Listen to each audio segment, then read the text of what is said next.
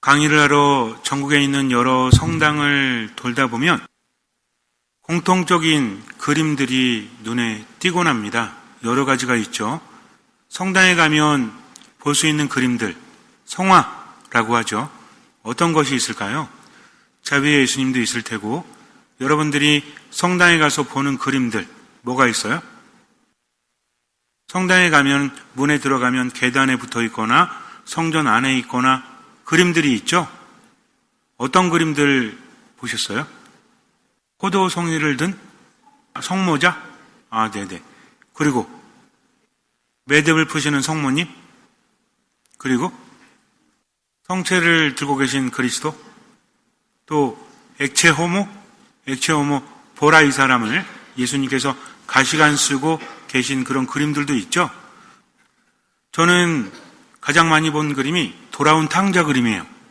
성당에 가면은 아마 여러분도 돌아온 탕자 그러면 떠오르는 그림이 있죠. 모두 같은 그림을 떠오를지 모르겠지만 돌아온 탕자라는 그림은 굉장히 많습니다. 사실은. 그런데 그 중에서도 우리가 떠오르는 그림이 있죠. 누구의 그림이에요? 렘브란트의 그림입니다. 렘브란트가 누군지 몰라도 저 그림은 알아요. 저 그림을 보면서 이게 돌아온 탕자구나. 천주교 신자뿐만 아니라 하느님을 믿지 않는 분들도 워낙 유명해서 잘 알죠. 루카복음 15장을 렘브란트의 묵상으로 그려낸 그림입니다. 그림을 보면 똑같은 주제라고 할지라도 저마다 다르게 그리죠. 그림이라는 것은 일단 어떤 이야기하는 목적이 있죠. 그리고 자기를 담아서 말하지 않습니까? 건축가들도 그렇고 화가들도 그렇고 음악가들도 그렇죠. 그래서 음악가들도 자기만의 어떤 코드, 시그니처 여러 가지 표현을 하지만 그런 것들을 심어놓는다고 하지 않습니까? 건축가 중에서 안토니오 가우디도 사그라다 파밀리아 성당을 지으면서 자기만의 코드를 심어 놓았다라고 하죠. 그런 게 있대요. 근데 렘브란트도 마찬가지입니다. 렘브란트는 빛의 화가라고 하죠. 명암을 상당히 잘 이용합니다. 한마디로 조명이 비추듯이 연극을 볼 때 조명이 비추어지듯이 그림을 그린다는 거죠. 강조한다는 겁니다. 그래서 빛을 따라가다 보면 예를 들어서 여러분들이 어두운 방에서 초를 켜놓잖아요. 그래서 초를 이렇게 손으로 감싸거나 하면 그 빛이 초로부터 퍼져나와서 손을 비추지 않습니까? 이런 효과라는 거예요. 그래서 그 그림을 보면 무엇을 강조하는지를 알 수 있는데 특히 풍랑을 만난 예수님과 제자들, 예수님의 제자들이 갈릴레아 호숫가에서 풍랑을 만나서 배가 이리저리 요동을 치고 있는데 거기에 제자들이 애를 쓰고 있어요. 근데 예수님은 주무시고 계십니다. 그때 당황스러운 제자들, 또 편히 주무시는 예수님, 또 그 안에 렘브란트가 있어요. 렘브란트는 자기의 얼굴을 그림에 넣곤 했습니다. 카라바조라는 사람이 있는데 이 사람도 미켈란젤로라고 불리는데 이름이 같아요. 이 사람도 보면은 다윗이 골리앗의 머리를 들고 있는 그림이 있거든요. 다윗이 골리앗의 목을 쳐가지고 딱 들고 있는 그림이 있는데 들려있는 골리앗의 얼굴이 카라바조의 얼굴이에요. 왜? 그의 삶이 거기에 투사되어 있기 때문입니다. 그래서 렘브란트의 그림이 왜 유명한가? 많은 사람들이 좋아하거든요. 사실은 돌아온 탕자라는 그림은 굉장히 많습니다. 그 중에서도 렘브란트 그림을 사람들이 좋아하는 이유가 뭘까요? 그림을 잘 그려서? 다른 화가들은 그림을 못 그렸을까요? 우리가 보통 유명한 화가들 그러면 그림만 잘 그린다고 화가인가요? 그대로 그리는 사람들은 많죠? 그만의 독특한 느낌이 들어가 있기 때문입니다. 사실 렘브란트는 돌아온 탕자를 한두 개 그린 게 아니에요. 굉장히 많이 그렸습니다. 그리고 우리가 알고 있는 그 그림도 오랫동안 그리고 덧칠하고 그래서 만든 작품이라고 하죠. 렘브란트의 인생이 담겨져 있을 수밖에 없고요. 그래서 그림을 보시면 있네. 전체적인 그림은 아니겠지만 어쨌든 특징적인 걸 좀 잘 표현하고 있는데 아버지가 있고 아버지에게 안겨있는 돌아온 탕자가 있고 또 오른편에 큰아들이 있고요. 렘브란트도 있어요. 또 한 사람이 있고 그래서 그 그림을 보면 어둠 속에서 비춰지는 모습, 볼거리가 많습니다. 처음에 봤을 때 와닿는 전체적인 느낌도 있고 하나하나 뜯어본다면 더 많은 묵상을 하게 되는데 어쨌든 렘브란트가 이 그림을 그리기까지 어떠한 사연이 있었을까? 예전에 서편제라는 영화를 보면 드라마도 있었나요? 혼자 꿈에서 봤나? 어쨌든 그런 서편제라는 영화를 보면 소리를 내기 위해서는 뭐가 있어야 된다? 한이 있어야 된다. 뭐 그래가지고 눈 멀게 하나요? 거기서 그래갖고 눈이 먼 한이 소리로 막 나오지 않습니까? 혼이 담긴다는 것. 즐거운 일만 있다면 좋은 작품이 나오지 않는다고 하죠. 악성 배트맨도 귀가 먹었을 때 엄청난 작품들을 내놓지 않습니까? 인생이 거기에 담긴다는 거죠. 혼신의 힘이 담긴다는 겁니다. 그래서 렘브란트의 인생을 알지 못하면 그 그림을 이해할 수 없다라고 그래요. 근데 우리는 조금 다른 측면에서 그의 인생을 바라볼 수 있죠. 렘브란트는 풍차 방앗간 집 아들로 태어나서 부유하게 살았다고 합니다.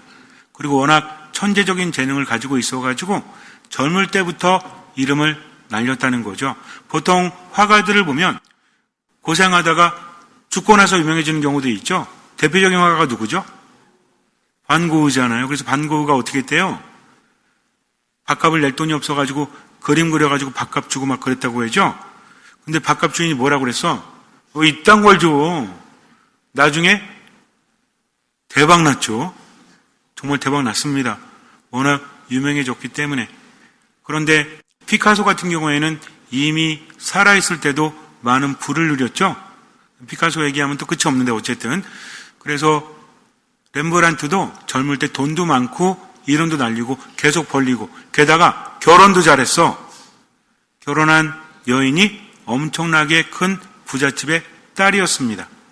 그런데 렘브란트는 이렇게 돈이 많고 능력을 인정받았기 때문에 그럴 때는 겸손하지 않잖아요.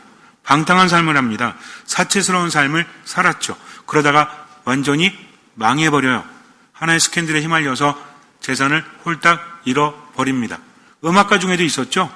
돈이 많았는데 홀딱 잃어버리고 고생한 대표적인 인물이 모차르트잖아요. 이 사람도 그랬어요. 그러다가 엄청나게 고생을 합니다. 나이가 들면서 약해지죠. 젊을 때는 무서울 게 없죠. 그렇지 않습니까? 젊을 때야 뭐 돈도 더 벌 수 있고 나름대로 웬만하면 절망하지 않잖아요. 근데 문제는 뭐죠? 이 망하는 시기도 잘 잡아야 돼. 젊었을 때 망하면 그나마 기회가 될 수 있죠. 나이 들어서 망하면 못 일어나죠.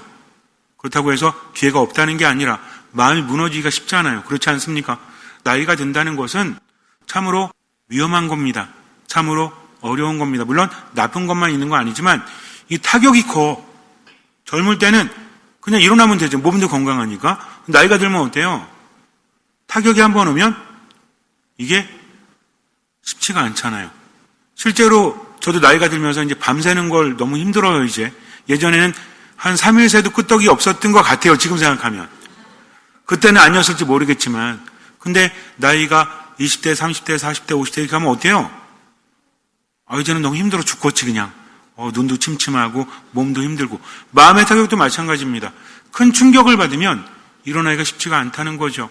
젊을 때는 돈이 많았지만 나이가 들면서 스캔들에 휘말리고 일어나지를 못합니다. 게다가 자식들이 연달아 죽어요. 태어나자마자 몇 개월 버티지 못하고 첫째 죽고 아들 죽고 딸 죽고 딸 죽고 이런 식으로 됩니다. 그래서 첫째 아들 잃었을 때 너무 슬펐죠. 둘째를 잃었을 때도 슬픕니다. 아무리 막 사는 사람이라고 할지라도 자식이 죽는다면 그 충격이 얼마나 클까요? 더군다나 하나가 아니라 둘까지 죽으니까 너무나 마음이 아파서 세 번째 딸을, 두 번째 빨리 간 딸의 이름을 지어요. 너만큼은 오래 살라고. 근데 그 아이도 죽습니다. 그렇게 세 명이 다 죽고 나서 네 번째 태어난 아이는 그래도 성인까지 사는데, 그런데 렘브란트가 죽기 1년 전에 죽어요. 아이들을 다 보내버린 거죠.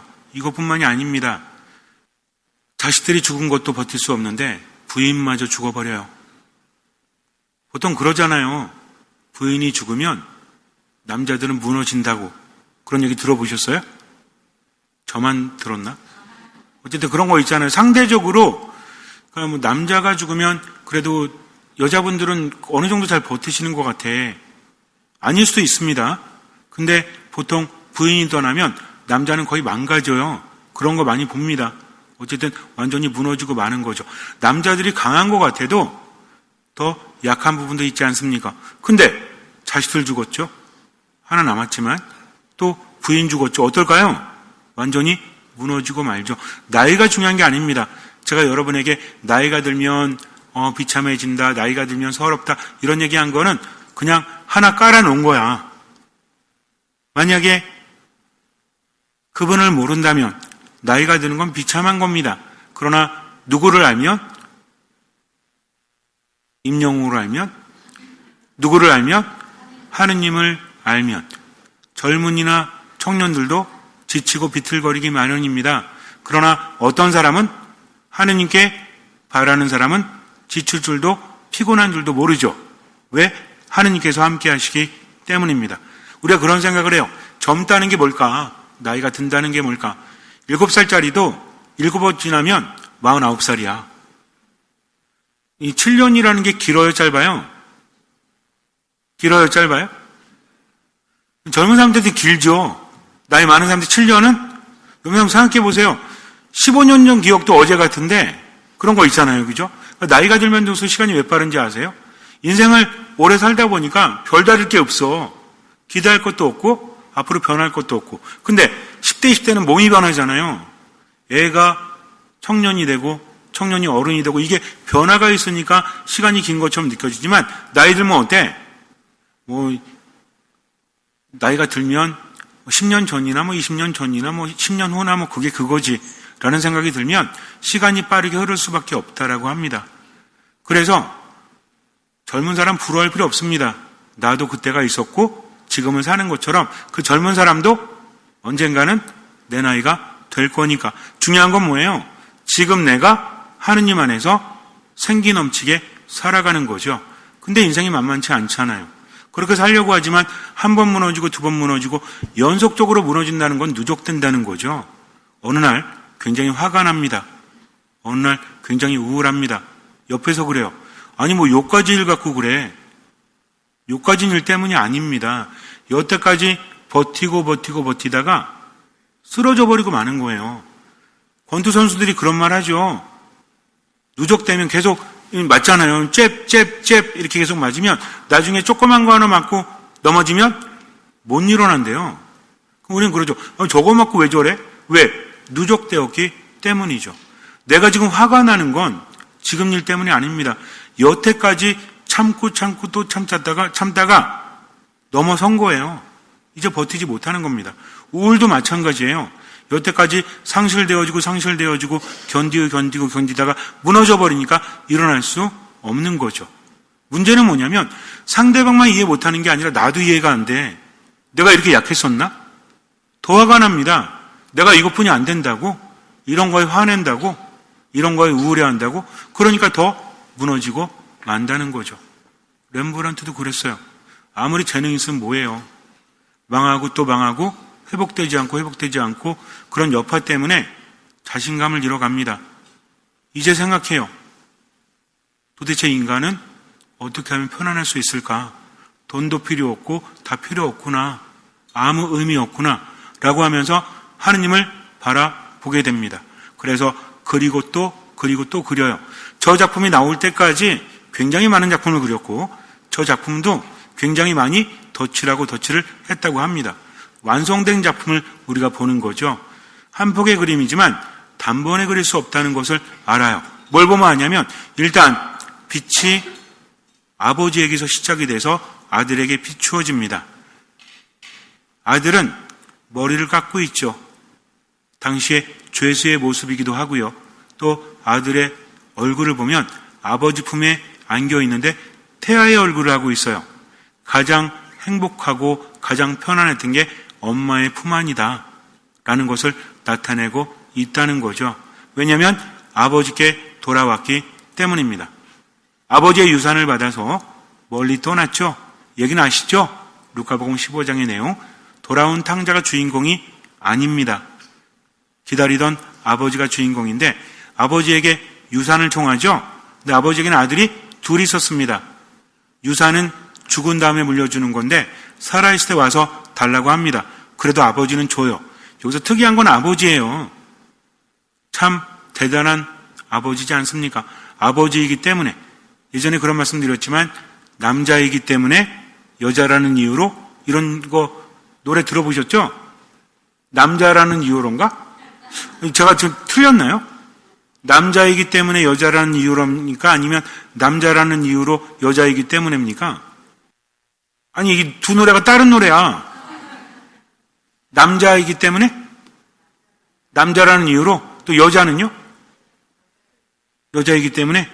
어쨌든 그런 노래 있잖아요. 근데 아빠이기 때문에 이런 노래 없잖아요. 아빠의 청춘에 있어도 엄마이기 때문에 이런 것도 없잖아요. 가장 보편적인 게 아빠이기 때문에 엄마이기 때문에 아닙니까? 그렇기 때문에 한없이 퍼주기만 하고 한없이 비어만 가는 존재가 부모의 존재라는 거죠. 그래서 가지 많은 나무에 바람 잘 날 없다. 잎이 많이 열리니까, 그죠? 그런 것 같아요. 그래서 무자식이 상팔자다라는 말도 있잖아요. 이거는 낳아보고 키워보지 않으면 할 수 없는 말이기도 한데 어쨌든 줍니다. 이게 차라리 안 낳만 못하지. 유산을 달라는 이런 후레자식, 호로자식이 어떻습니까? 호로자식과 후레자식이 같은 뜻이라며요. 어쨌든 그래서 아들에게 나눠줬는데 아들이 둘이 있었는데 누구에게 나눠줬죠? 둘 다에게 나눠줍니다. 하나는 남고 하나는 떠나죠. 어디로 떠나요? 먼 곳으로 가죠? 왜? 아버지 못 찾아오라고.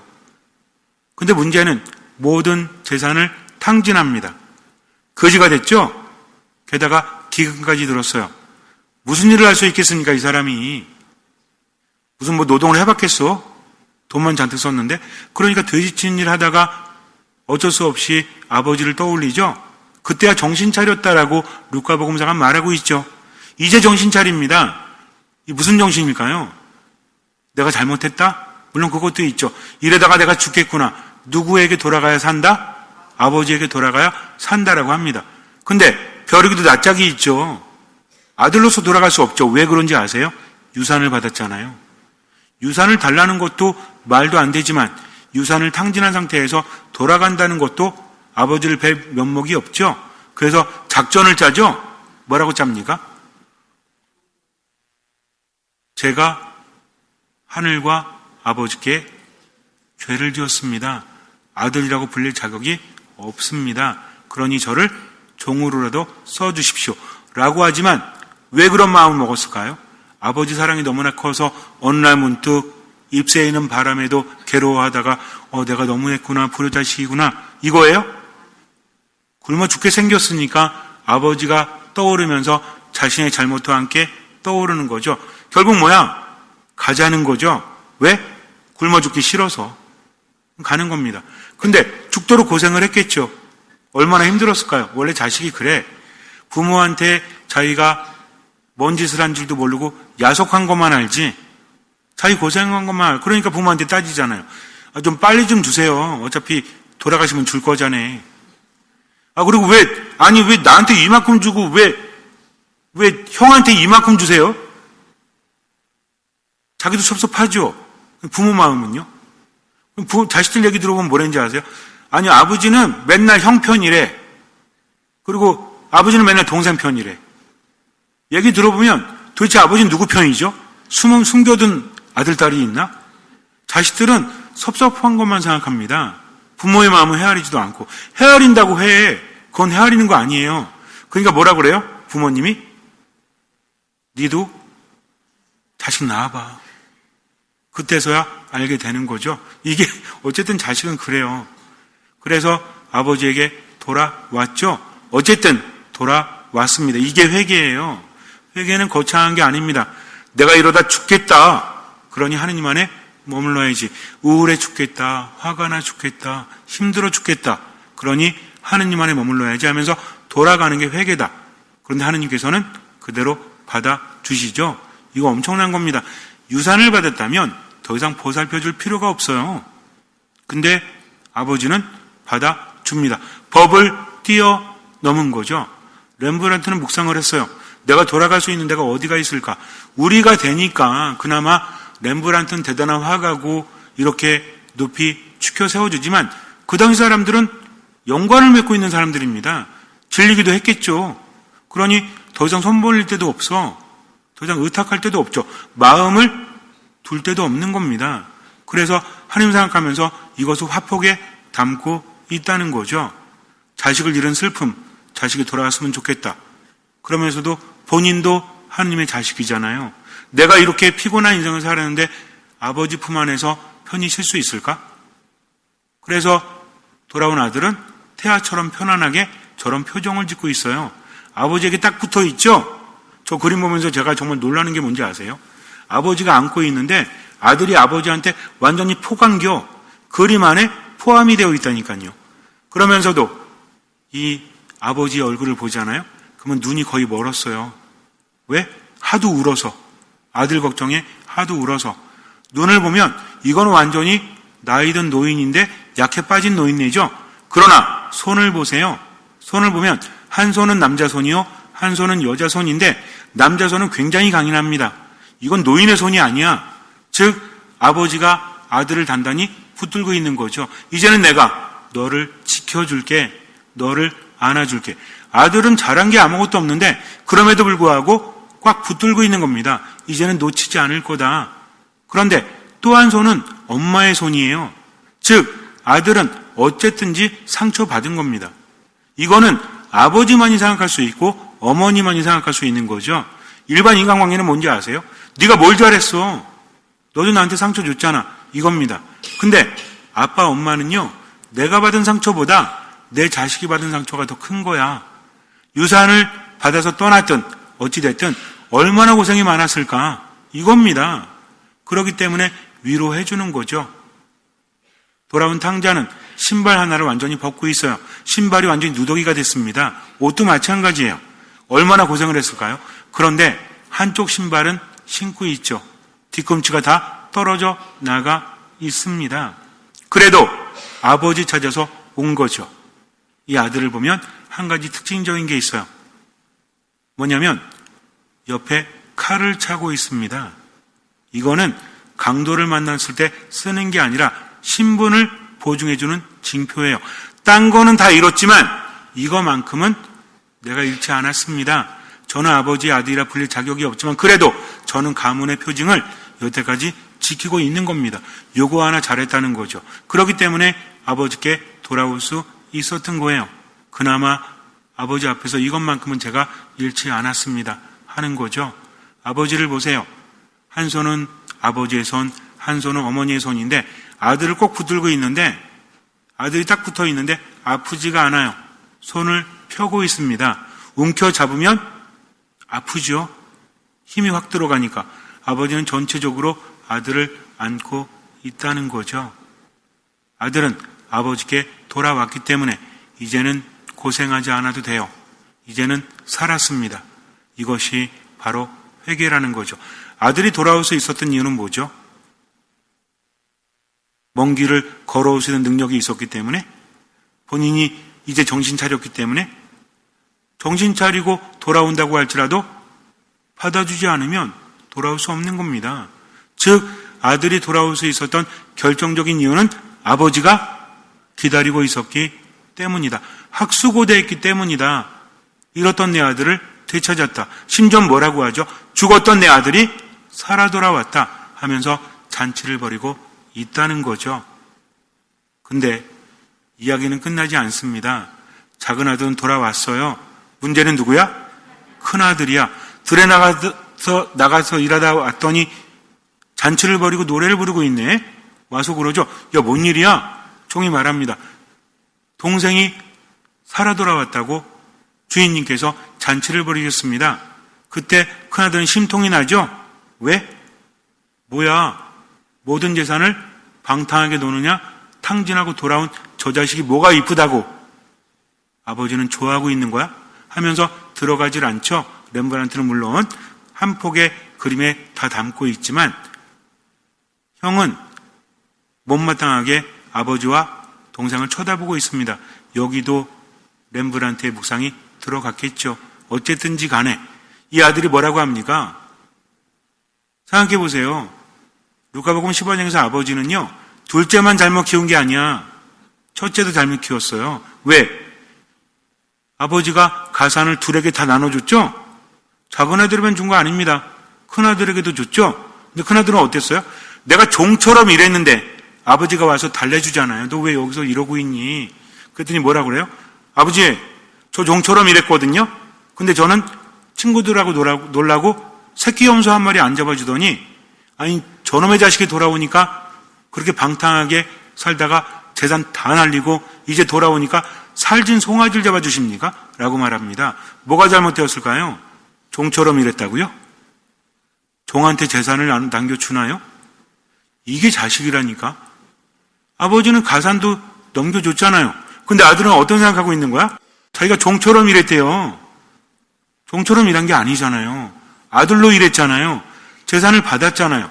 근데 감사할 줄 모르고 오히려 못마땅해 하고 있다는 겁니다. 즉, 큰아들도 아버지 마음을 헤아리지 못하죠. 아버지는 또 기다려야 돼요. 누구를? 큰아들을. 이제 우리가 셋째예요. 셋째. 우리는 어떨까요? 하느님께 감사하면서 그분 안에 머물고 있나요? 아니면 필요할 때만 하느님 찾고 하느님 멀리 떠나서 살고 있지는 않나요? 사순식이 지내면서 묵상했으면 좋겠어요. 믿음이라는 것은 하느님을 알아보는 겁니다. 하느님 안에 머무는 겁니다. 그분의 뜻대로 살아가는 거죠. 복잡한 거 아닙니다. 아주 단순합니다. 하느님의 뜻대로 듣는 마음으로 미사 안에, 말씀 안에, 기도 안에 머물면서 하느님의 뜻대로 지금을 살아가는 거죠. 잠시 눈을 감으세요. 루카가 전한 거룩한 복음입니다. 그때 세리들과 죄인들이 모두 예수님의 말씀을 들으려고 가까이 모여들고 있었다. 그러자 바리사이들과 율법학자들이 저 사람은 죄인들을 받아들이고 또 그들과 함께 음식을 먹는군 하고 투덜거렸다. 예수님께서 그들에게 이 비유를 말씀하셨다. 어떤 사람에게 아들이 둘이 있었다. 그런데 작은 아들이 아버지, 재산 가운데에서 저에게 돌아올 몫을 주십시오 하고 아버지에게 말하였다. 그래서 아버지는 아들들에게 가산을 나누어 주었다. 며칠 뒤에 작은 아들은 자기 것을 모두 챙겨서 먼 고장으로 떠났다. 그러고는 그곳에서 방종한 생활을 하며 자기 재산을 허비하였다. 모든 것을 탕진하였을 즈음 그 고장에 심한 기근이 들어 그가 공궁에 허덕이기 시작하였다. 그래서 그 고장 주민을 찾아가서 매달렸다. 그 주민은 그를 자기 소유에 둘러보내어 돼지를 치게 하였다. 그는 돼지들이 먹는 열매 꼬투리로라도 배를 채우기를 간절히 바랐지만 아무도 주지 않았다. 그제야 제정신이 든 그는 이렇게 말하였다. 내 아버지의 그 많은 품팔이꾼들은 먹을 것이 남아도는데 나는 여기에서 굶어 죽는구나. 일어나 아버지께 가서 이렇게 말씀드려야지. 아버지, 제가 하늘과 아버지께 죄를 지었습니다. 저는 아버지의 아들이라고 불릴 자격이 없습니다. 저를 아버지의 품팔이꾼 가운데 하나로 삼아 주십시오. 그리하여 그는 일어나 아버지에게로 갔다. 그가 아직도 멀리 떨어져 있을 때 아버지가 그를 보고 가엾은 마음이 들었다. 그리고 달려가 아들의 목을 껴안고 입을 맞추었다. 아들이 아버지에게 말하였다. 아버지, 제가 하늘과 아버지께 죄를 지었습니다. 저는 아버지의 아들이라고 불릴 자격이 없습니다. 그러나 아버지는 종들에게 일렀다. 어서 가장 좋은 옷을 가져다 입히고 손에 반지를 끼우고 발에 신발을 신겨 주어라. 그리고 살진 송아지를 끌어다가 잡아라. 먹고 즐기자. 나의 아들은 죽었다가 다시 살아났고 내가 잃었다가 도로 찾았다. 그리하여 그들은 즐거운 잔치를 벌이기 시작하였다. 그때 큰아들은 들에 나가 있었다.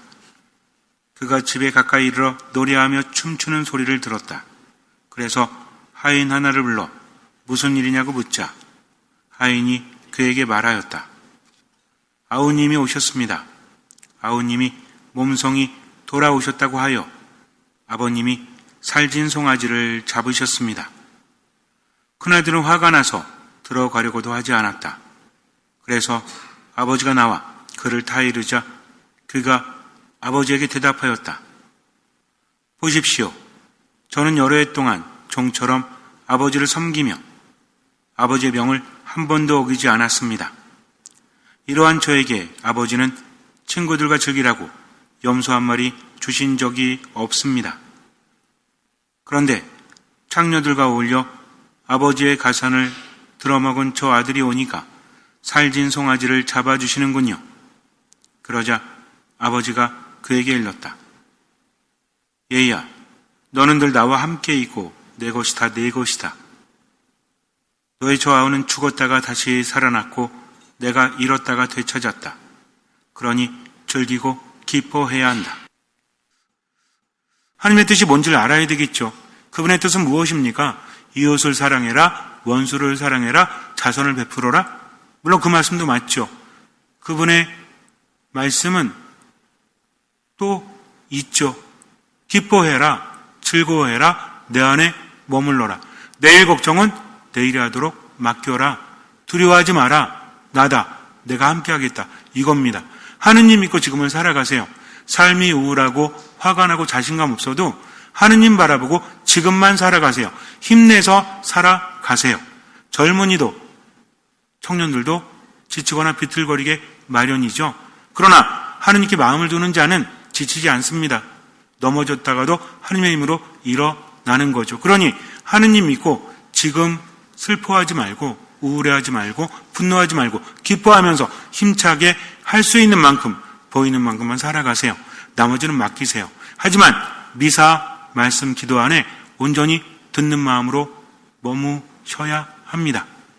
주님께서는 그 믿음을 보시고 우리 삶에 놀라운 기적을 일으켜 주실 것입니다. 아멘.